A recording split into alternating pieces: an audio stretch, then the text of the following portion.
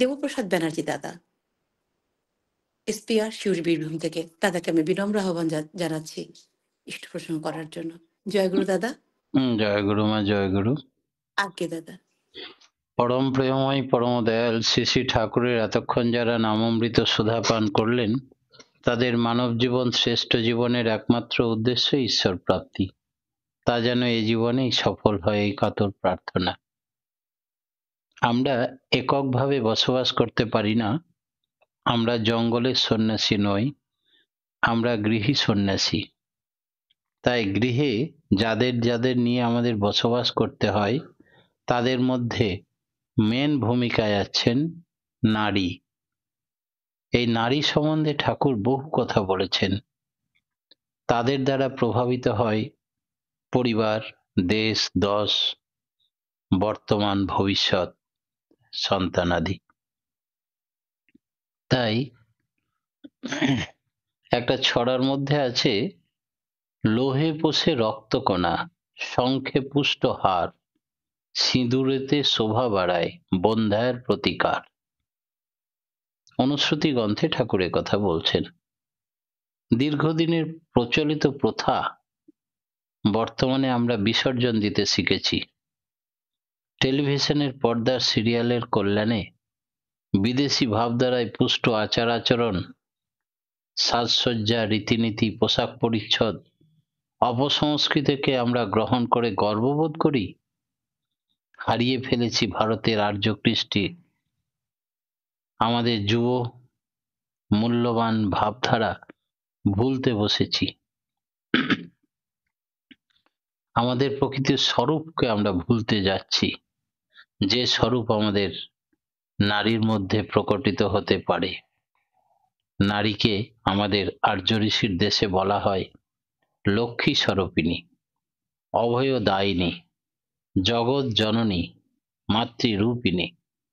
তাই যুগপুরুষোত্তম শ্রী শ্রী ঠাকুর অনুকূলচন্দ্রের ভাবাদর্শে সিক্ত হয়ে সৎসঙ্গ আন্দোলন আজ যুক্ত কর্মীদের কণ্ঠে সঘোষিত জেগে উঠেছে। ওই জাগো লক্ষ্মী মায়ের দল, তোমরা না জাগিলে মাগো দেশের অমঙ্গল।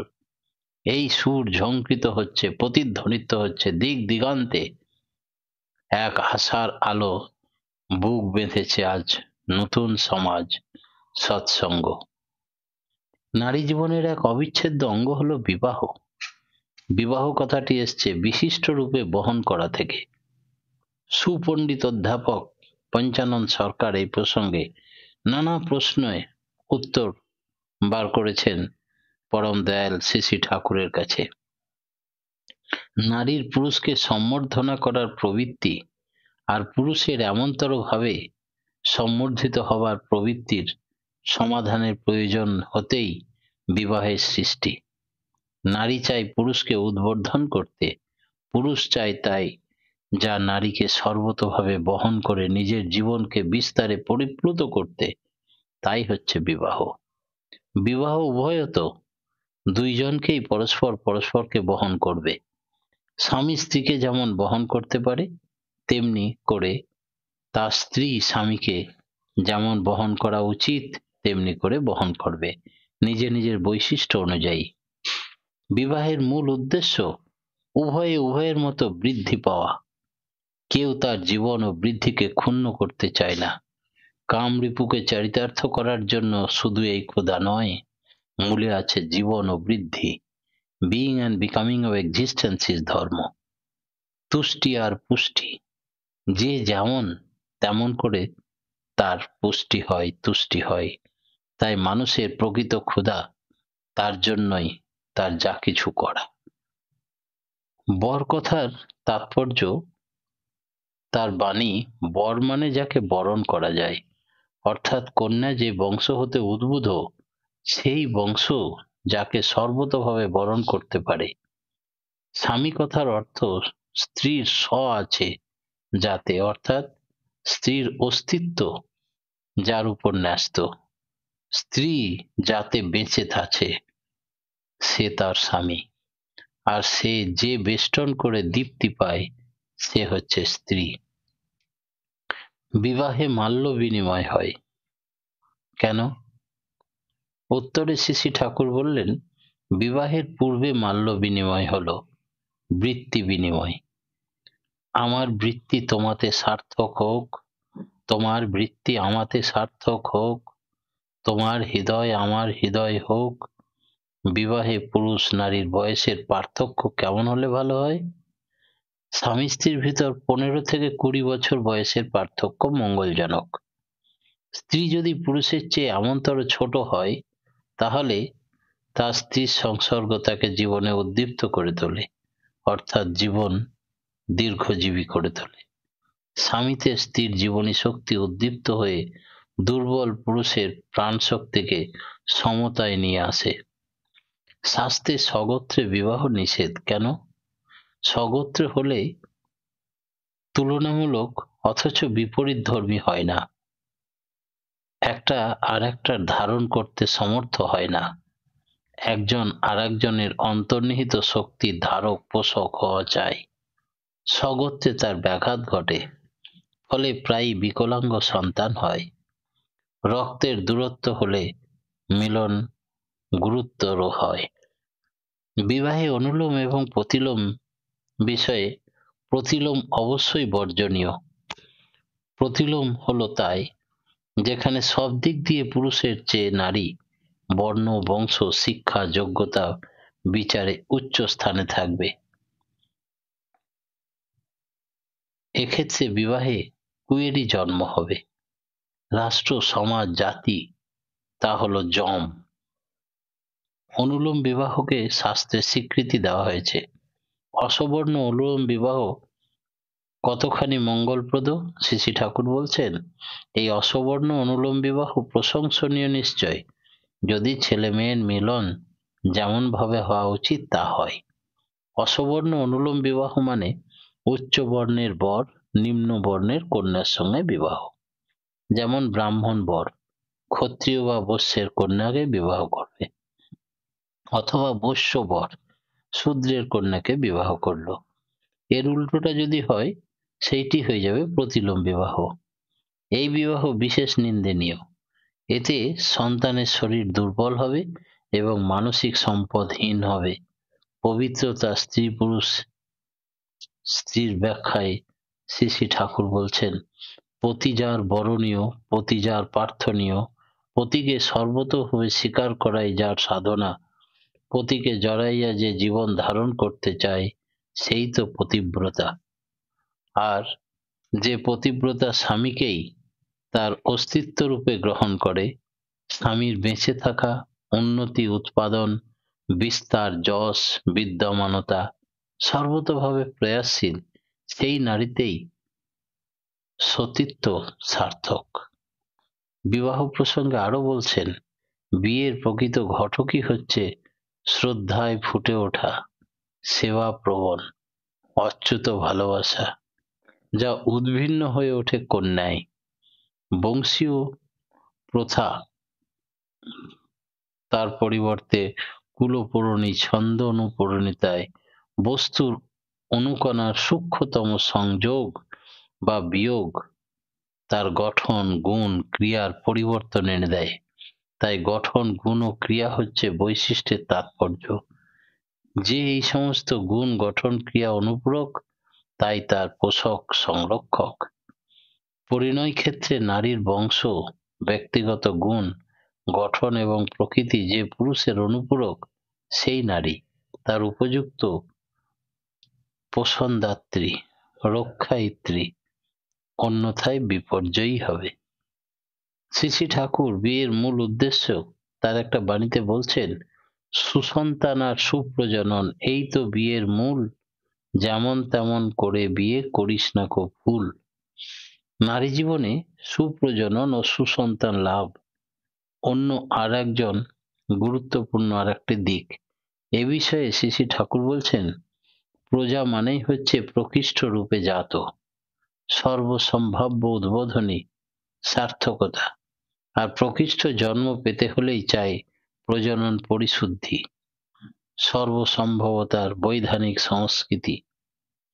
স্ত্রী বীজাণু যদি পুং বীজাণু বৈশিষ্ট্যের অনুপূরক হয়, সামঞ্জস্য সহধর্মী না হয়, বীজকোষের উদ্গমনই না হয়, সেই বীজ বৈশিষ্ট্য অনেকখানি ভঙ্গুর করে অপকর্ষকে ডেকে আনে। অন্তর্নিহিত স্থিতিস্থাপক সংহতি নষ্ট করে দেয়, ফলে কৃতঘ্নি প্রবণতা বৈধানিক অসঙ্গতির দরুন সক্রিয় হয়ে ওঠে। তার মানেই আদিম বৈশিষ্ট্য যা তাকে নষ্ট করে দেয়। প্রতিলোমে এমনতর সর্বনাশ ঘটে থাকে দেশে, পরিবারে, সমাজে, যখন ইষ্টচিত্ত, উন্নত মনা, আনন্দ সাম্য, চিন্তান্বিত ফুল্ল তৃপ্ত উভয়েই স্ত্রী পুরুষে মিলিত হতে পারে, তখনই সুসন্তানের জনক জননী আশা করা যায়। যদি বিহিত পরিণতি হয়ে থাকে, সুপ্রজননে নারীর দায়িত্ব অনেক বেশি। নারী তার সাহচর্যে পুরুষকে যেমনভাবে উদ্দীপ্ত করে, পুরুষও সেই মনেই প্রীতি গমন করে এবং সন্তান রূপে মূর্ত হয়। তাই নারীকে জায়া বলা হয়। অধ্যাপক পঞ্চানন সরকার প্রশ্ন করেন, অনেক সময় বড়লোকের অযোগ্য অপারগ ছেলে জন্মে, অথচ অনেক নিকৃষ্ট ঘরে হয়তো এক মহান প্রতিভাবান ছেলের জন্ম দেখা যায়। এর কারণ কি? যাকে বলে গোবরে পদ্ম ফুল। শ্রী ঠাকুর বলছেন, পুরুষ যত বড়ই হোক, স্ত্রী যদি তাকে কুৎসিত ব্যবহার, ভাব, ভাষা দিয়ে রঞ্জিত করে, তার সন্তান তেমনতরই হবে। তাই হয়তো মহাবীরের সন্তান এক মহাভীরু হয়ে জন্মলো, মহাজ্ঞানীর সন্তান একটা মূঢ় গোবর গণেশ হয়ে দাঁড়ালো। অপরদিকে তেমনি নিকৃষ্ট পুরুষের স্ত্রী যদি এমনতর হয়, যার সাহচর্যে সে বিনোদিত, পুষ্ট, উদ্ভাসিত হয়, তবে সেই স্ত্রীর ভাগ্যে কুৎসিত নিকৃষ্ট পুরুষ হতে সুসন্তান লাভ করতে থাকে। অনেক সময় দেখা যায় বড় বড় প্রতিভাবানের সন্তান হয় না, অথবা কুসন্তান। এর কারণ কি? ঠাকুর বললেন, যারা বড় প্রতিভাবান, কখনো কখনো তারা এত উচ্চ হয় যে অদ্ভুত, তাদের উদ্ভূত হয় যে স্ত্রী তাকে নাগালেই পায় না, হাবভাব দ্বারা তাকে রঞ্জিত করতে পারে না। এমন স্থানে প্রায় অল্প সন্তান বা নিঃসন্তান হয়। সুসন্তান বা কুসন্তান প্রজননের শর্তের কথায় তার দিকে নির্দেশ করে বলছেন, সুসন্তান লাভ করতে হলেই নারীর তার স্বামীর মনোবৃত্তির উৎকর্ষণে হওয়া চাই, বৃত্তির অভিঘাতিনী হতে হবে। তবে সে যে বৃত্তির অভিঘাতিনী হয়, সে সেই বৃত্তির পরিপুষ্ট বৃত্তিযুক্ত সন্তান পেয়ে থাকে। কোথাও দেখা যায় ক্লীব, কোথাও মূঢ়, কোথাও নিস্তেজ মস্তিষ্ক, জড়ভরত। কোনো দম্পতি বেশিরভাগ সন্তানই মেয়ে জন্মায়, আবার কেউ পুত্র সন্তানই জন্মে থাকে। যাদের শুধু মেয়েই জন্মে, তাদের পুত্র সন্তানের কোনো উপায় আছে কিনা?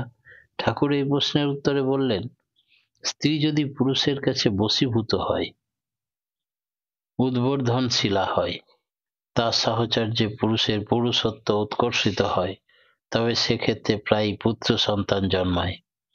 আর যেখানে গর্ভস্থ ভ্রূণকে ক্ষেত্র বিশেষে পরিবর্তনও অসম্ভব নয়, ঠাকুর নারীর পথে এগুলো পরিষ্কার করে বলেছেন। যদি বোঝা যায় স্ত্রী শরীরে অ্যাসিড বা অম্লের প্রাচুর্য আছে, সেক্ষেত্রে প্রায়ই কন্যা সন্তান আশা করা যায়। উক্ত ভ্রূণের অঙ্গ প্রত্যঙ্গ সুগঠিত বিকশিত হওয়ার পূর্বেই যদি স্ত্রীর শরীরে অম্লকে ক্ষার প্রদান করে তোলা যায়, তবে সেক্ষেত্রে পুত্র সন্তান আশা করা যায়। বৈজ্ঞানিক গবেষণার এর প্রমাণ উল্লেখযোগ্য। জার্মানে এ বিষয়ে অম্লপ্রধান স্ত্রীর শরীরে সোডিয়াম বাইকার্বনেট রাসায়নিক পদার্থ বিধিমাফিক প্রয়োগ করে ক্ষারধর্মীতে রূপান্তরিত করে পুংভ্রূণের সাফল্য লক্ষ্য করা গেছে। আর এক সময় সুসন্তান লাভ সম্বন্ধে আলোচনা করতে গিয়ে শ্রী ঠাকুরের শ্রীমুখ থেকে বেরিয়েছিল, সত্যিকারের ক্ষুধা যদি থাকে এবং তখন পছন্দসই ভালো আগ্রহ উদ্দীপী খাবার যদি পাওয়া যায়, তাতে যেমন লালাক্ষরণ সহজ হজম হয়, তেমনি স্ত্রীর স্বামীর প্রতি শ্রদ্ধা বিভোর ক্ষুধা থাকে এবং অচ্যুত কেন্দ্রানুগ অনুরাগ থাকে, তবে তাদের সুসন্তান, এদের মিলনে স্ত্রীর দেহ থেকে এমন রসক্ষরণ হয় যা পুঞ্জ বীজকে সর্বতোভাবে পোষণ দিয়ে সুসন্তানের জন্ম দান করে। উদ্ভিদ জগতে, জীবজন্তুর জগতে সর্বত্রই একই থিওরি খাটে। মিলন হওয়া চাই সঙ্গতিশীল, ইষ্ট কৃষ্টির অনুসরণ চাই, তাতে বংশগত গুণাবলী অটুট এবং বর্ধনশীল থাকে। সন্তান হয় পুষ্ট, ধী সম্পন্ন। স্বামী যদি ইষ্টনিষ্ঠ এবং সদ্ভাবাপন্ন হন এবং সে যদি স্বভাবতই উন্নত চলনে মত্ত থাকেন ইষ্টকে নিয়ে, তবে স্ত্রীর আনতিতে সে যদি মনোবৃত্তি অনুসারিণী স্থির হয়, তবে ওই সময় স্বামীর দেবভাবকে উদ্দীপিত করতে পারে, সেখানে দেবী ভাবাপন্ন সন্তানের আগমনের সম্ভাবনা থাকে। তাই নারীর সন্তান পালন এবং স্বগৃহিণীর তুক কি সেটা একটু জেনে নেব। জননীর দেহকোষের পুষ্টিরসে, মনের ভাবে, শ্বাস প্রশ্বাসে সুসন্তানের অঙ্কুর পুষ্ট হতে থাকে মাতৃজঠরে। জননীর মনের ও শরীরের সুস্থতার উপর নির্ভর করে নবজাতকের শরীর, মন, ভবিষ্যৎ। জননীর নবজাতকের প্রত্যেকটি অংশ পরিমাপ করে দেন তার মা, তাই তার নাম মা। নবজাতকের উন্নত হয় শিশুতে। চোখ চেয়ে দেখার সময় থেকেই শিশু মায়ের প্রতি পদক্ষেপ লক্ষ্য করে, অনুসরণ করে, অনুকরণ করে। এইভাবেই তার জীবন শুরু হয়। ক্রমে ক্রমে এই অভ্যাস, ব্যবহার, চালচলন, শ্রদ্ধা, ভক্তি, কথাবার্তা সবকিছুই চরিত্রগত হতে থাকে শিশুর মধ্যে। ভালো মন্দ সবকিছুই তার মনোজগতে রেখাপাত করে। মায়ের কুঅভ্যাস বা মিথ্যাচার যা দেখে, শিশুও তাই অনুকরণ করে এবং অভ্যস্ত হয়। এই আধো-কথার সময় থেকে করে করিয়ে যা শেখাবি, সেইটি হবে উত্তম ছেলের, হিসাবে চল নয় পস্তাবি। তাই হাতে কলমে সদ্গুণের চর্চা শেখাতে পারেন মা একেবারে আধো কথার সময় থেকে। সেই সমস্ত সদ্গুণের প্রতিফলন খেলাধুলায়, লেখাপড়ায়, আহার বিহারে ফুটিয়ে তুলতে হয়। এই জন্যে মাকে আগে ইষ্টপ্রাণ হতে হবে, ইষ্ট আদর্শের সঙ্গে পরিচিতি থাকতে হবে গভীরভাবে। তবেই তিনি পারবেন তার শিশু সন্তানকে উপযুক্ত মানুষ করতে। এসব ক্ষেত্রে নির্ভুল পরিচালনার দায়িত্ব মায়ের। শিশুর ঝোঁক বুঝে পরিচালনা প্রয়োজন। অনেক সময় মা শিশুকে জোর করে খাওয়াতে যান। তার হয়তো রুচি, ক্ষুধা, হজম কিছুই স্বাভাবিক নেই।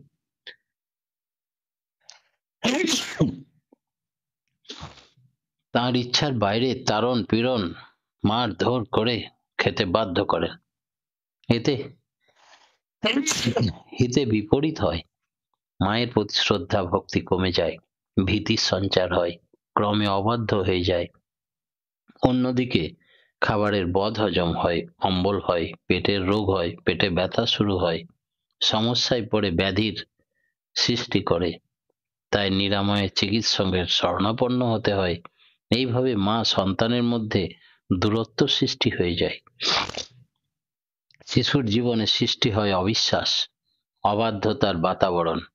শিশুর ভুল ভ্রান্তি সংশোধনে পরবর্তীকালে শাসনেও আর ফল হয় না। শাসন তখন কার্যকরী যখন উভয়ের সম্পর্ক থাকে মধুর ও সোহাগ ভরা।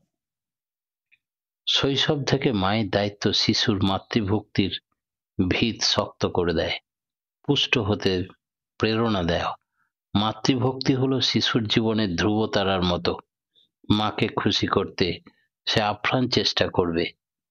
একরকম টান থাকলে সে কখনো, মায়ের প্রতি টান থাকলে বিপদগামী হবে না জীবনে, অবাধ্য হবে না।